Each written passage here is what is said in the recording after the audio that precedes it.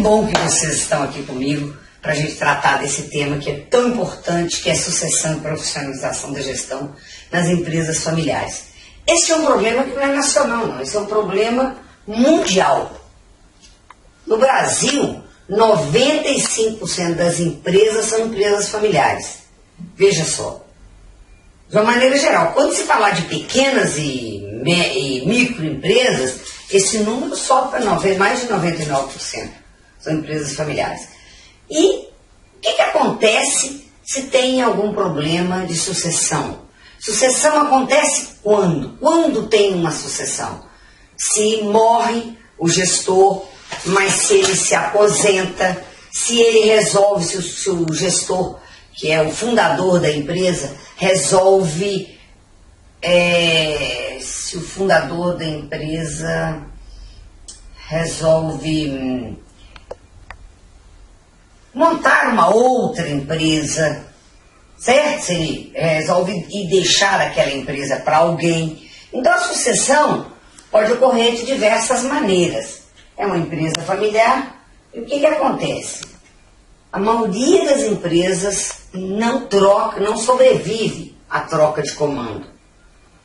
Principalmente quando tem problemas com a morte do fundador, certo?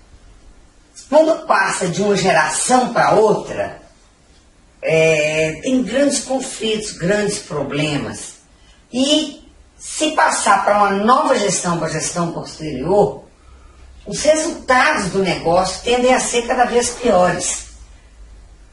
O que nós podemos fazer para melhorar isso? O que podemos fazer para que exista sucessão, para que os negócios tenham continuidade? Tem uma estatística que diz que cerca de 50% das empresas que chegaram à segunda geração, só 50% vai para a terceira geração. Só que para ir da primeira para a segunda, só 33%, ou seja, em cada 100 empresas, 33 empresas passam para a segunda geração, 77 morrem. E dessas 33, somente 50% que vai para a terceira geração. Isso no mundo, porque quando chega no Brasil o problema é muito pior. No Brasil, somente 25% realizam a sucessão da primeira para a segunda geração. Ou seja, de cada 100, 25 chega na segunda geração, 12 empresas, 12,5 empresas, né? Quer dizer, 12 empresas chega à terceira geração. Isso é muito ruim, isso não é bom. O que a gente pode fazer para melhorar essa situação no Brasil? Esse é o problema que nós temos, porque temos que pensar em perpetuação do negócio. Ninguém cria uma empresa para acabar amanhã. Você cria uma empresa, você tem um sonho, cria um negócio, mas você quer que esse negócio se perpetue. Quando você não estiver mais aqui, que esse negócio tenha continuidade. Imagina você o seguinte: se na sua empresa você mais uma pessoa, começou sozinho, começou mais uma, hoje já tem 10 pessoas. Tem 10 pessoas, sabe o que acontece? Você tem 30 pessoas, em média, dependendo da sua empresa. Quando você olha as famílias. Se este negócio acabar, estará afetando essas 30 pessoas. O emprego, as pessoas que perdem o emprego e que afetam os seus familiares com isso. É interessante o seguinte: você um dia pode querer se aposentar, você tem direito, forma seu patrimônio e aposenta, e alguém vai cuidar do seu negócio. O que você vai fazer para isso? Fazer o sucessor nos negócios não é uma tarefa muito fácil, não. Por quê? Imagina que você tenha 3 filhos, ou 2, não importa, e que você queira que um deles vá cuidar do seu negócio. Primeiro, será que ele vai querer? Depois, se ele quiser, será que ele vai ter as habilidades necessárias, as competências para poder fazer o negócio crescer? Porque você fundou a sua empresa por alguma habilidade que você tinha, por alguma coisa que você fazia, que você sabia muito bem. Por isso estamos tratando desse tema assim, dessa maneira, que é o momento de você pensar no seu sucessor, é o momento de você pensar o que ele precisa ter e ajudá-lo a se desenvolver. É pegar na mão mesmo, do jeito que você pegou na mão quando seu filho era criança para crescer, agora é pegar na mão para ele crescer como profissional. E isso não é muito fácil, mas é possível fazer isso. Tá? Quando a empresa não se prepara para a sucessão, pode acontecer alguma situação dramática. Nós conhecemos, você deve conhecer algum amigo, alguma pessoa que morreu de acidente, que morreu de alguma forma. O que aconteceu com quem ficou na empresa? Eu, inclusive, escrevi um livro sobre o assunto, e agora a Lívia, o tema do meu livro é sobre isso, sobre a sucessão, que um gestor morreu naquele acidente da TAM, que aconteceu lá em São Paulo, um acidente que morreram vários empresários, e a filha ficou sozinha e herdou os negócios todos dele, mas ela não estava muito preparada para isso. Então, o que acontece? O que pode acontecer se acontecer um acidente com você? Deus tal permita que você viva ainda por muitos anos. Mas tá bom, isso não vamos falar de coisa ruim, não. Imagina que você chega aos seus 70 anos, já trabalhou 30, 40 anos e chega, quero parar de trabalhar, quero curtir agora que eu já consegui guardar um patrimônio, ter um patrimônio bom, guardar um pouco de dinheiro. Eu quero poder, trabalho tanto na empresa, eu quero poder viajar, conhecer o mundo, né? Eu, por exemplo, agora já estou nessa fase de poder, de curtir muito. Você pode também conhecer o mundo, viajar, curtir, mas e o seu negócio? Você vai deixar aí simplesmente? Quem vai cuidar do seu negócio se você se aposentar? Não precisa ser nos 70, não. Pode ser nos 60. Cheio de energia, ainda. Eu já passei dos 60, tenho muita energia. E estou aí curtindo a vida. Tenho uma empresa, mas como é que você faz? Como é que você vai fazer com essa sucessão? Quem vai cuidar do seu negócio? Porque às vezes nem todo mundo quer, às vezes ninguém quer tocar o negócio, às vezes um quer, o outro não, certo? Quem é que tem habilidade? Então, se existir conflito, e conflitos existem em todos os lugares, mas se existir algum tipo de conflito entre os membros da família, pode ser um problema muito sério e a empresa às vezes não sobrevive, o negócio não sobrevive, tá? Um outro problema é que você pode também transmitir o capital da empresa, o dinheiro. A pessoa pode se tornar, pode ser sócio por ser herdeiro, ter o capital, mas ela não ter o poder necessário para poder fazer com que as pessoas não sejam um bom líder e fazer com que as pessoas queiram trabalhar com eles bem. Então, tudo isso precisa ser pensado agora, antes de acontecer qualquer coisa, certo? Isso é o problema da sucessão.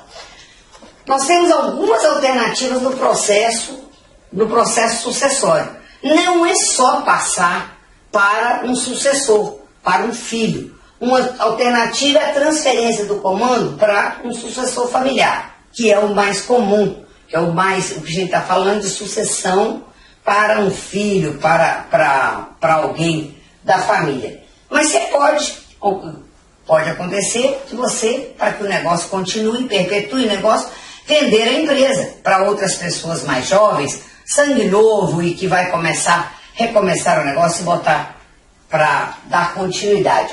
Uma outra alternativa é separar a organização entre os herdeiros. Muitas organizações têm mais de um negócio e pode separar entre os herdeiros. Essa é uma outra alternativa do processo. E tem mais uma, que é colocar no comando um executivo, pode ser uma pessoa que já está dentro da empresa ou contratar uma pessoa de fora. Certo?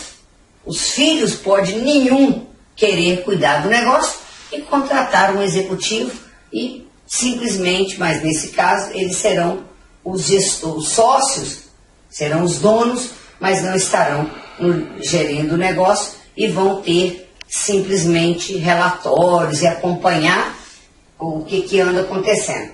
Também a empresa pode ser fechada de uma forma programada, sem traumas, certo?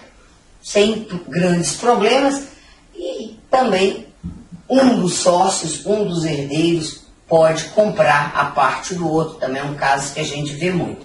Então são várias alternativas para que o negócio continue. E isso é que a gente tem que pensar.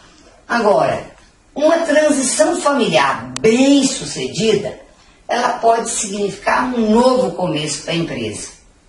Em Belo Horizonte tem a Drogaria Araújo, que já tem mais de 100 anos, eu acho que já está na 4ª geração, e é uma empresa que a sucessão é um sucesso, que vira e mexe tem coisas novas e vão crescendo, é uma grande empresa, mas tem pequena empresa também que pode passar, a gente conhece, tem vários casos de empresa que passou pelo processo de sucessão bem, né? Isso é o que importa.